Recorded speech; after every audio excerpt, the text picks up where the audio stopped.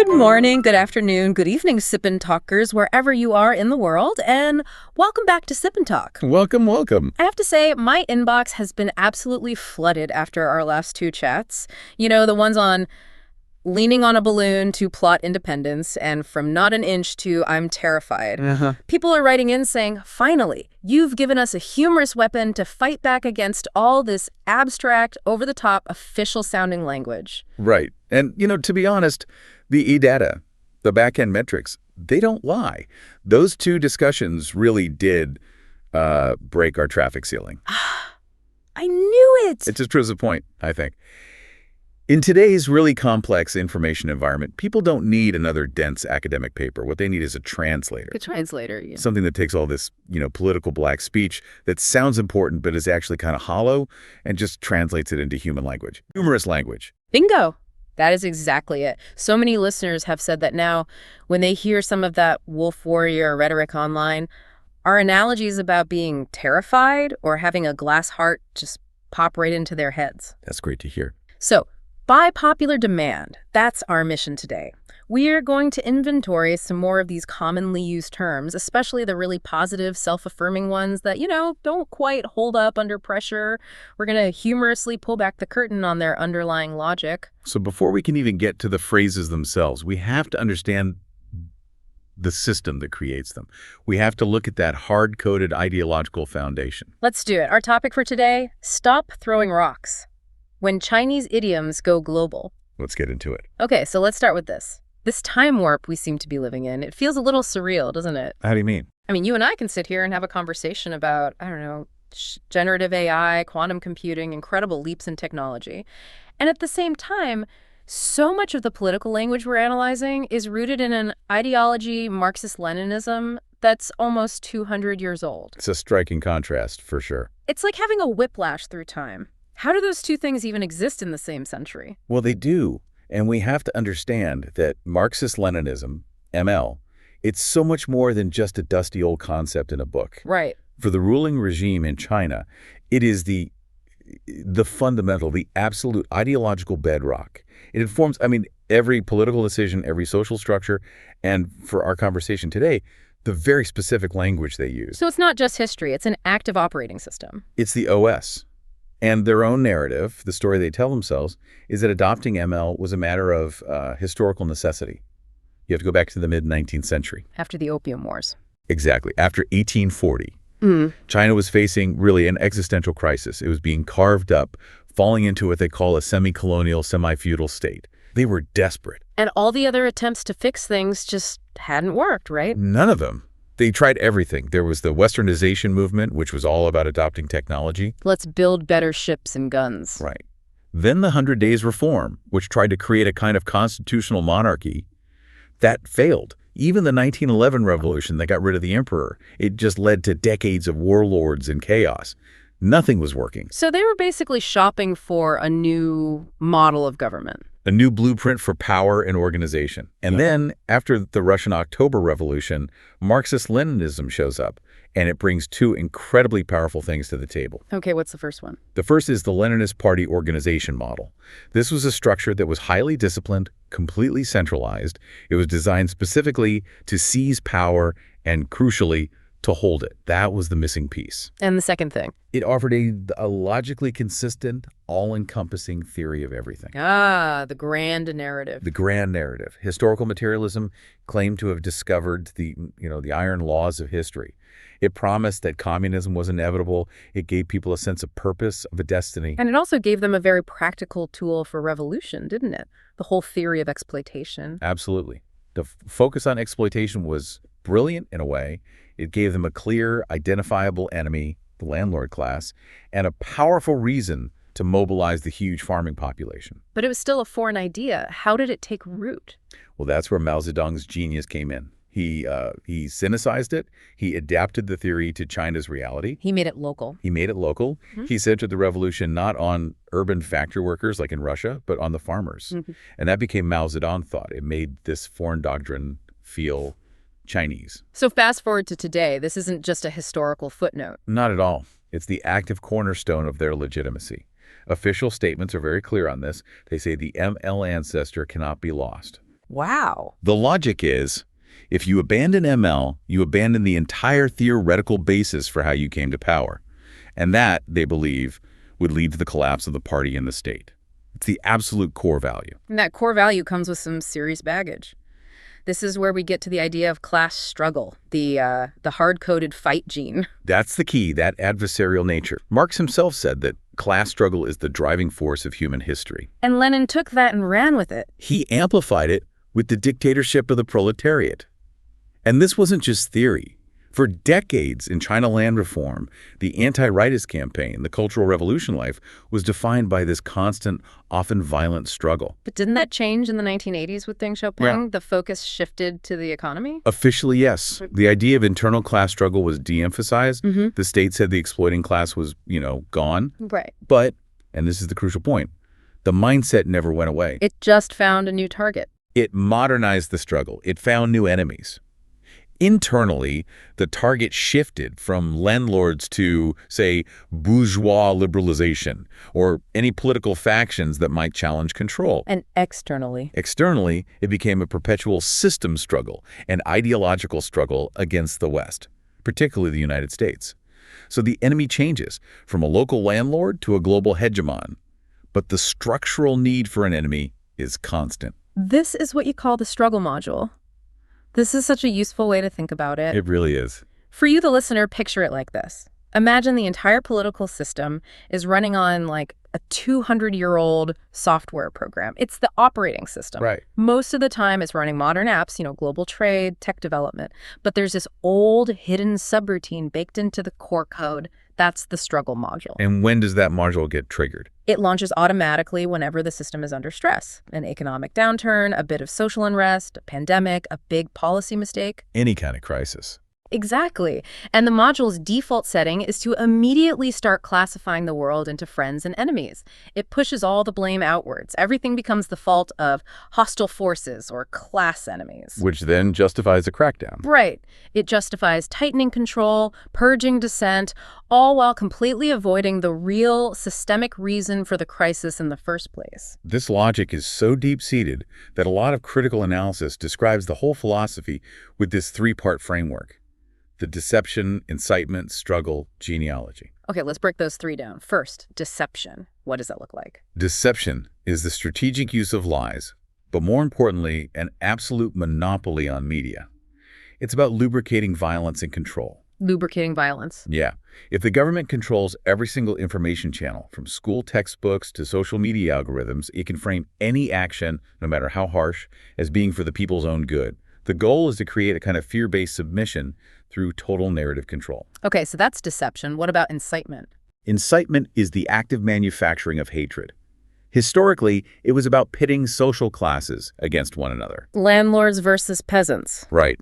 Today, it's more about stoking this really intense, sometimes aggressive nationalism, or creating divisions between groups, blaming problems on an external enemy. The goal is to keep the population focused on fighting a perceived enemy so they don't look too closely at the power structure itself. It's a distraction. It's a powerful distraction. And that brings us to the third one, struggle. Struggle. This is the core belief that governing itself is fundamentally a violent action. It's about destroying old social orders and maintaining power. This constant state of tension is seen as necessary to keep power concentrated and unchallenged. So when you put all that together, deception, incitement, struggle, what's the end result? The end result is what we can call abstraction and negativity. All the beautiful complexity of human relationships, and just boils it down to these cold, hard categories of class or political opposition. Friend or enemy. Friend or enemy. Black or white. The individual person just becomes a tool for the collective, or really a tool for the party. And that's why you see a structural neglect of things like individual rights or universal human values. So ML is the root system. The struggle module is the engine that runs on it. And all this aggressive language we're about to talk about, that's the exhaust. It's the necessary byproduct. That's a great way to put it. Okay, let's move into section 2 and start translating some of that exhaust, starting with the phrases they use to define and dismiss any external enemy. Let's do it. These are the direct output of that struggle module firing up. These phrases aren't meant for a real debate, are they? It's more about labeling and shutting down the conversation. Exactly. It's about enemy abstraction. We've picked 3 of the most common idioms you'll hear in response to any kind of international criticism. And they all operate on the same basic premise, right? That any criticism is actually an attack. It's an attack that has to be, morally canceled out and then shot right back at the critic. Okay, let's start with the all-time classic, the one that's always delivered with a very stern look. Throwing rocks to smash one's own feet. 本期to zaziji de xiao. The official intent is a very clear warning. Any external interference sanctions, diplomatic pressure, criticism from the U.S. or Europe is fundamentally self-destructive. It's going to backfire. It will always harm the attacker more than it harms China. This is the one that always makes me laugh a little. I mean, they've been issuing this warning for decades. For decades, they've been saying, you're about to smash your own feet with that rock. If the rock really smashes the thrower's feet every single time, how are the feet of the U.S. or the EU still walking around? It's like a boomerang sanction that, I guess, always misses the target and somehow hits the person who threw it. But they keep throwing it. They keep throwing it. It implies that the West is just pathologically committed to self-harm. Your humor there really gets to the logical flaw in it. Because this is classic victim-blaming language. Victim blame? It takes what might be completely legitimate criticism about trade policy, about human rights, and it instantly reframes it as a malicious attack designed to hold China down. So it's not really for an international audience. Its primary function is domestic. Absolutely. By constantly painting the government and the nation as a perpetual victim of these hostile outside forces, it achieves 2 things. First, it morally discredits the critic in the eyes of its own people. And second, it reinforces that internal political unity we talked about. It's a powerful tool for distracting from whatever the original internal problem was. So the rock is just a narrative shield. It's a narrative shield. And you'll notice, the bigger the internal political pressure, the bigger the rock they claim the West is throwing. Got it. Okay, next up, the phrase used to dismiss anyone on the inside who dares to speak up. A small handful of people. Yi xiao kuo ren. The goal here is just blatant minimization. Shrink them down to nothing. Right. Shrink their numbers, their political influence, their legitimacy. If it's just an insignificant, small handful, then their concerns can be totally ignored, marginalized, or even crushed without any real consequence. You know, it's funny. I use that phrase when I'm standing in line for coffee and I'm getting impatient. I tell myself, it's okay. It's only a small handful of people in front of you. Right. But that small handful still makes me late for work. And in this context, if this small handful, a few lawyers, a few journalists, some students, is really so tiny and insignificant, why on earth does the state need to deploy the entire national security apparatus against them? That's the paradox, isn't it? The media censorship, the police, the courts, it's like using a sledgehammer to kill a fly. It suggests that maybe they're not so insignificant after all. The scale of the response tells you everything. It tells you that they aren't fighting a few people, they're fighting an idea that poses a genuine threat to their monopoly on the narrative. So what's the function of the phrase? We could call it the unigizing of public opinion. When you can't logically rebut the criticism, because maybe the criticism is based on facts, the easiest thing to do is just minimize and dehumanize the source. And politically, it's a huge red flag. How so? It signals a system that has no real mechanism for social representation. In any healthy society, the voice of the minority, even a small handful, is supposed to be heard and considered. When a government's only response is to label and neutralize, it's admitting it cannot tolerate any challenge to its single monolithic story. It's much easier to say we're fighting 5 enemies than it is to admit we're ignoring the complaints of 500,000 citizens. That's it in a nutshell. Okay, the third one. This one might hold the world record for most frequent use in diplomatic statements, harming the feelings of the Chinese people. Shanghai le zhongguo renmin de gan king. This is the ultimate catch-all, isn't it? It can be used for anything, from a politician's comment to a company's T-shirt design. It's a blanket condemnation for any act that's deemed offensive to the political status quo. I always wonder about the logistics of this. Is the collective sentiment of 1.4 billion people stored in some kind of hyperfragile glass case? Is it a glass smartphone that shatters if you look at it wrong? It's remarkably sensitive. I mean, if a single cartoon can inflict deep emotional trauma on an entire nation, we should be applying for a Guinness World Record for the world's most fragile national sentiment. It's potent because it's pure moral blackmail. Moral blackmail. Explain that. It intentionally, and I would argue deceptively, equates the regime's political position, the parties face with the genuine collective emotion of the entire population. So it merges the party and the people into one emotional entity. Precisely. And it's designed to force international companies or governments into a possible corner. They have to choose. Do you want access to our massive market, or do you want to uphold your own values like freedom of speech or human rights? You can't have both. You can't have both. It collapses that basic distinction that we take for granted in the West, which is that the government is not the same thing as the people. So the feelings being protected are rarely the actual feelings of the people, but almost always the political face of the ruling party. That's the key translation right there. It's not about the people's feelings, it's about the party's face. That's the core takeaway. And these three phrases are just the tip of the iceberg. They're part of a much larger, very structured language arsenal. A whole vocabulary for enemy analysis. An entire vocabulary, all built on these ML principles. We can run through a few more really. Good. So, against internal enemies, you hear traitor or running dog for anyone seen as too pro-Western. You have separatists for any movements in Taiwan, Xinjiang, or Tibet. And externally. The U.S. is always accused of having a hegemonic mentality. Anyone critical of military expansion is a warmonger. And the catch-all is just anti-China forces. Right. And anytime there's a protest, it's immediately blamed on a foreign-backed color revolution. Exactly. And then they have their self-defense terms, like double standard or hypocrisy, to deflect any criticism by pointing out flaws in the West and smearing China, which just dismisses all negative press as propaganda. It's a closed loop. A completely sealed system. And this brings us to a really stark, real-world example of this language in action. The verdict against the media owner, Jimmy Lai. Yes. The guilty verdict for conspiracy to collude with foreign forces is the perfect legal embodiment of this entire struggle legacy. It's like they took all this political jargon and turned it into a legal document. A massive one. The verdict was 855 pages long. And it basically provides the legal blueprint for defining this internal-external enemy dynamic.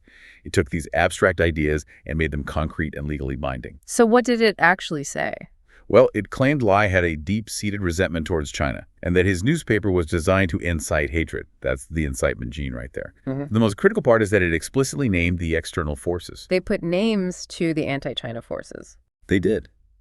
The ruling listed specific U.S. government officials, members of Congress, and NGOs that Lai had met with. His crime was lobbying them for sanctions. So those abstract phrases we were just talking about, collusion, foreign forces, they now have a specific legal definition attached to them in a Hong Kong court. That is the synthesis. The verdict legally defines Lai as the internal traitor and provides the list of the external enemy. It is the clearest possible sign that this Leninist concept of enemy analysis is still the fundamental basis for national security policy. That is heavy. It shows this isn't just rhetoric. It has devastating real-world consequences for people. It does. Okay, let's pivot. We've talked about the negative abstractions, the language used against enemies. What about the flip side? The positive abstractions, the super self-congratulatory terms used to describe their own system. Right. The phrase is designed to mask the flaws. Let's start with the big one, the one that underpins everything. Socialism with Chinese characteristics. 朱与中体社会社会主義. This is the official answer to the big question. How can you be a socialist country with a huge, booming capitalist-style market? This phrase, to me, is like ordering a McDonald's with Chinese characteristics. Okay, I like where this is going. You walk in expecting the universal Big Mac experience, cheese, beef, the special sauce. But what they bring you is like fried dough and tofu pudding. You can call it characteristic, but you can't really call it a Big Mac. The characteristic part just feels like a polite way of saying, I make the rules and you can't copy me. That analogy absolutely nails the central contradiction, because all the analysis from major news outlets and financial institutions points to the same thing. The core characteristic is a dual structure. It has the skin of a market economy, but the bones are controlled by the party. Skin and bones. It's an opportunistic but very effective modification of traditional ML. See, when we talk about a market economy in the West, we just assume certain things are built in. The rule of law, private property rights that are secure. The basics. But the Chinese characteristic is that political risk will always, always outweigh economic loss. We've seen that play out pretty dramatically. Oh, absolutely. Look at the massive crackdowns in recent years. The private education industry was basically destroyed overnight by a policy change. Tech giants like Ant Group had their record-breaking IPO canceled at the very last second. Because they fell out of political favor. Because the party-controlled bones asserted themselves. It sent a clear message.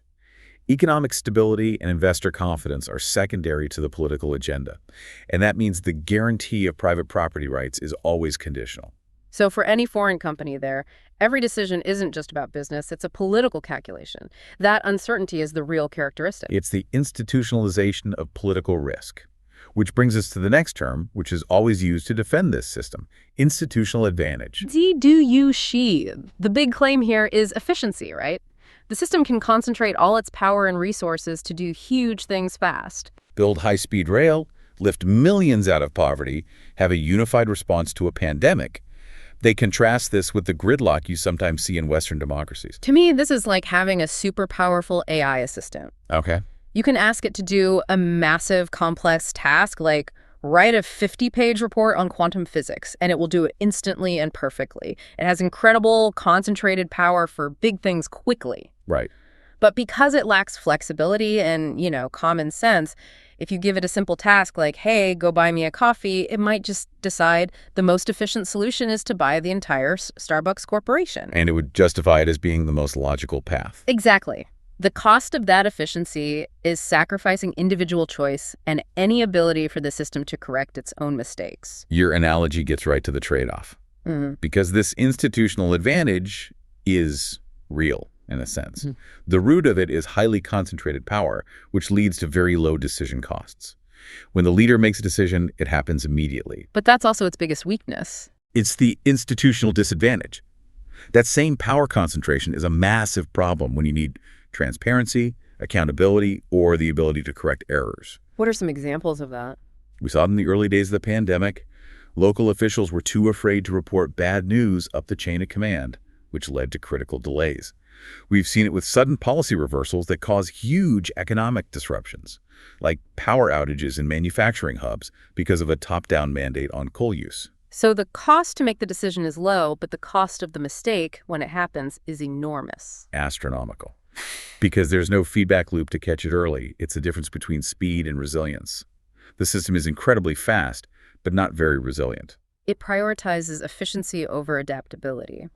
Okay, final positive term. This one is the most semantic, I think.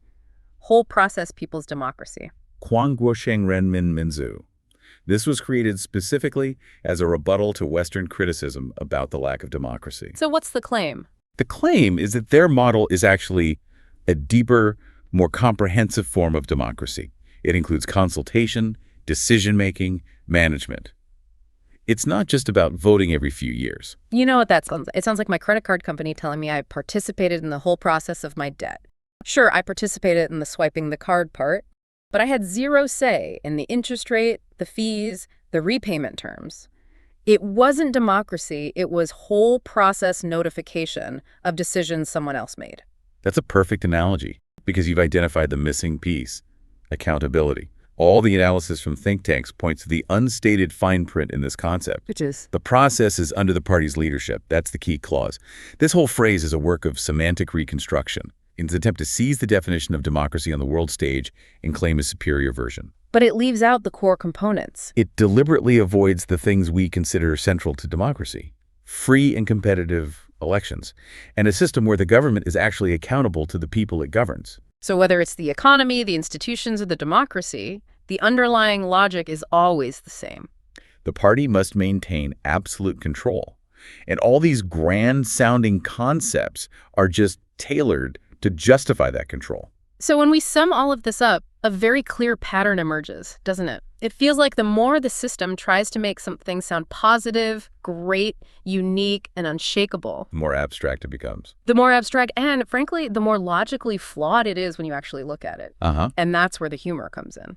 The second we use an analogy, a McDonald's burger, a credit card statement, an AI assistant, we drag these huge abstract words back down to reality, and that's what exposes the defect. That's the value of this whole exercise. That ML legacy we started with, it guarantees a language of dichotomy. Everything is black or white, friend or enemy. There's no room for gray areas. No room for things like constructive criticism. Or legitimate political opposition, or even good faith competition. All relationships have to be defined through this vocabulary of smashing feet, traitors, and harming feelings. So what we're trying to do here at Sip&Talk is just provide a way to translate that constant antagonism. We're trying to inject some rational thought into it. Humor is just the best way to break through that information silo and encourage, critical, independent thinking. It's about not letting the jargon intimidate you, but seeing the political engineering behind the words. Exactly. And now that you, our listeners, understand this historical foundation, the deception, incitement, struggle framework, and how this struggle module is still hard-coded in the political DNA. We have one last thought for you. A final provocative question. A provocative question. When you look at the big economic decisions coming out of Beijing now, the ones that affect all of us, think about how they regulate their own huge tech sector, or how they're planning their global supply chain strategy for critical things like semiconductors or green energy. Okay. And ask yourself this question. Are they making these decisions based purely on what we would call economic rationality and market stability? Or are their decisions fundamentally shaped by the rigid adversarial logic of the struggle module? A logic that needs to constantly classify everything, trading partners, technologies, even companies, as either a friend to be controlled or an enemy to be struggled against. That tension between modern economics and this old doctrine of struggle is fascinating. It's the conflict that's going to define global politics and trade for the next decade. So just keep watching for those telltale phrases. What a thing to watch for. We really hope this chat has given you some useful tools and analysis to navigate what can be a very confusing and deliberately obscured landscape. We always want to stress that our goal is just to provide objective understanding. It's never about criticism or discrimination against any nation, any group, or any people. It's just about encouraging critical and independent thought. Thank you so much for joining us for another Sip and Talk. Please don't forget to subscribe to our feed so you don't miss any of our future conversations. And also, please go check out our good friend Micky's YouTube channel. It's called Micky to Life. He's got some really fun memes, and his latest travel vlogs are fantastic. We'll see you next time.